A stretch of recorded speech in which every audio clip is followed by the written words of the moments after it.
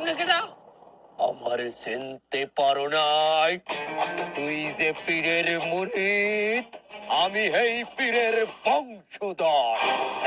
কথা আমাকে পীরের যদি বংশধর থাকতে তাহলে আমি তো আর খাদেম থাকতাম। আমি কি মুর্দা পীরের খাদেম থাই হেলে? আপনি কেটা সত্যি কথা কন? আমি যদি সত্য কথা বলি তাহলে যে বন্ধু তোমার মাজার থাকবে না রে, তাহলে যে বন্ধু তোমার ব্যবসা থাকবে না।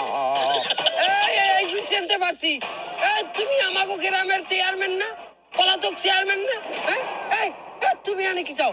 আমি চাই রাজনৈতিক আশ্রয়। এই মাজারে আমি পীরের বংশধর হইয়া পলাই থাকমু, তুই আমার রাজনৈতিক শেল্টার দিবি। কে তোমার এনে থাকতে দেবো? মাজার একটা পবিত্র জায়গা, এনে তোমার থাকতে দেওয়া যাবে না। বাবা বেজার হয়ে যাবে। মনে হইয়া দেখ, আমাগো গ্রামে থাকতে তুই যত চিন্তাই করছো, চুরি করছো, দামারি করছো, সবগুলার কিন্তু বিচার আমি করছি, শালিক আমি করছি।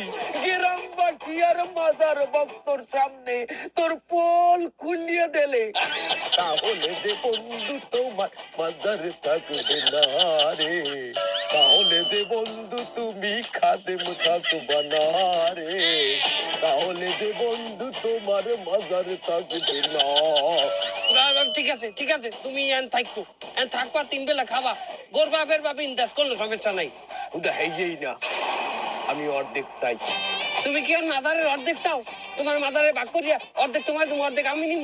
ওরে বেটা না, মজারে যা টাকা উঠবে এর অর্ধেক তোর, অর্ধেক আমার। আরে বাবা, আমার এনে ইনকাম নাই, আমার নিজের গাইড দিয়ে টাকা পয়সা যায় উল্টা।